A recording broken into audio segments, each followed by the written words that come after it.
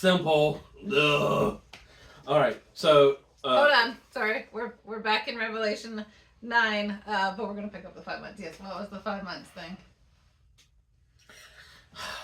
Okay, so remember the flood is cleansing the earth of all the Nephilim, the fallen Elohim watchers, fallen princes and principalities and rulers stuff. That's what the flood was for. The Hebrew month is 30 days. So for 5 months, how many days is that? It's 150 days. Go look in Genesis 11. Hold on. How long it? Yeah. Because remember, Noah's flood was a year long. By the time that the waters fell and rose and went back down, but while they were at their height in Genesis 7, verse 24, and the waters prevailed on the earth for 150 days. Right. So God's like, I gave the whole world a break from you because they had, Adam and Eve had dominion over the earth, and they gave it to the enemy. It's like, okay, I reached in and supernaturally took it away from you. I bent the rules a little bit, and I have to give it back because Adam and Eve gave it to you, so I have to let you have it for all of the time that you were supposed to. I took 5 months away, so you get to have 5 months on the earth to do your thing without anything stopping you. So the 5 months in Revelation that they get to roam over the earth and do whatever they want is because they didn't get to do that in Genesis 7:24. Okay, so today we're in Revelation 9, verse 13, going through 16. So just 3 verses today. The sixth angel, now the other woes have passed. Got 2 more to go. The sixth angel sounded his trumpet, and I heard a voice coming from the horns of the golden altar that is before God. Are you familiar with the horns? Do we need to explain the horns? Yeah, go ahead and talk about the Oh, you explain it. Well, remember, the reason that the Torah, the Pentateuch, the first 5 books are so detailed, and God's like, hey, it's got to be so many cubits long and so many cubits wide, and I've got this and this on it, and it's decorate. It's because, and it even tells you in a verse in there, Moses, you have to follow this exactly because this is a copy of what's in heaven. That's why, like, I know you skip it because it's like, oh, they're just talking about how long and wide this thing should be. No, it's like, this is really, really, really important that you get this. You can't be off on this because this is a copy of what's in heaven.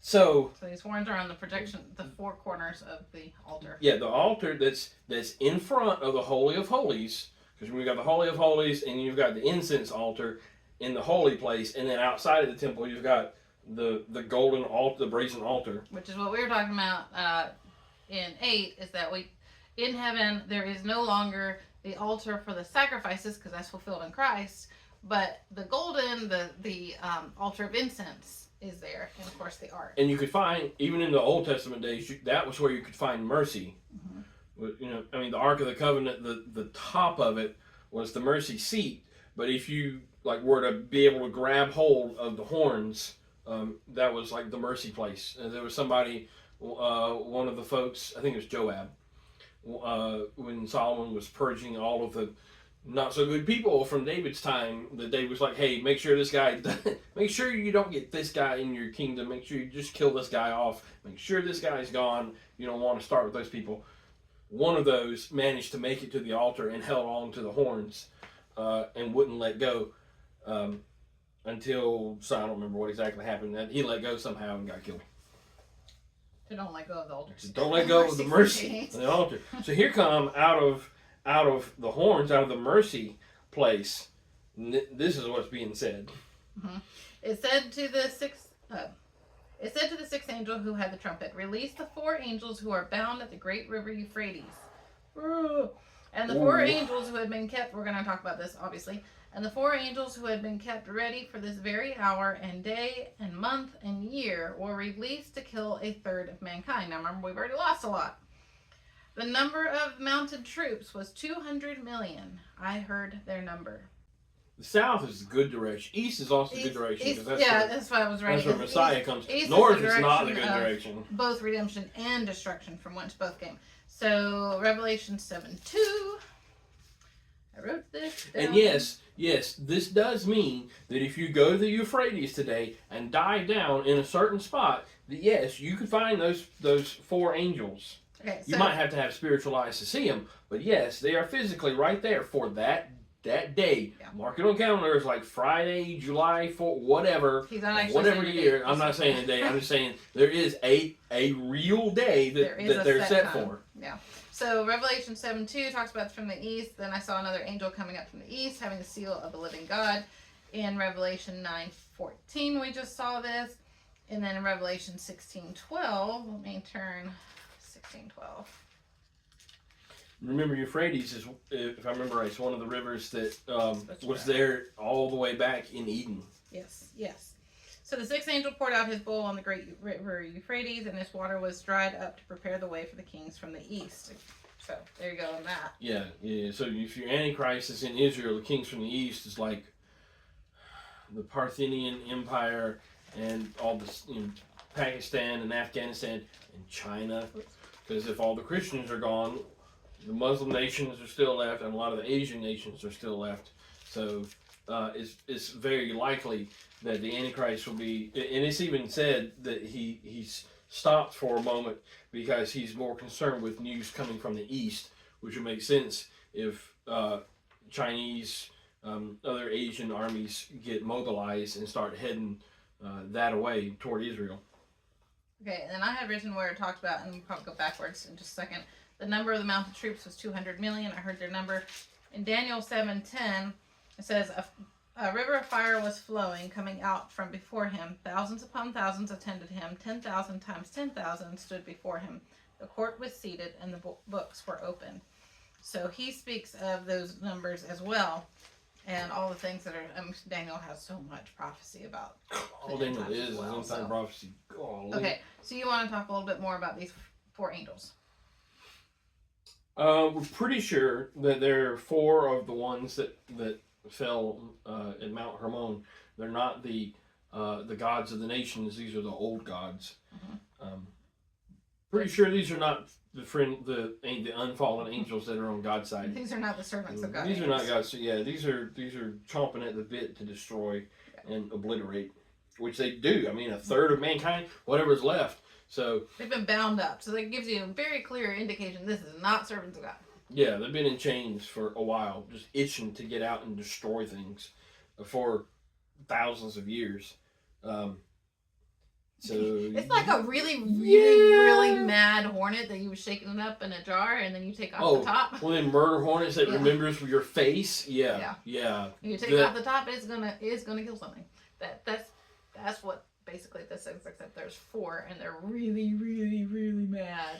Yeah. So at this point, there's probably only like 3 or 4 billion people left on Earth, maybe 3. Because you've had people gone in the rapture, you've had a quarter of humanity destroyed, and you had a third of what's left destroyed, and then here's another third destroyed. So now you've only got like 1 billion, maybe 2 billion people left. That's because here they go, they kill a third of mankind. Walk around and count in your day how many people there are and divide it by a third. So what is the mountain troops? Right, the cavalry soldiers is the 200 million. These are not the demons, the locusts from the abyss. There's a passage in Luke where Jesus talks about terrifying things coming onto the earth, and it seems to indicate that, well, the Greek word that he uses, it means terrifying things, but it's frequently, a lot of Bible translations say it's visions or terrifying visions. But in other Greek places where it uses that same word, it literally means monsters or monstrous things.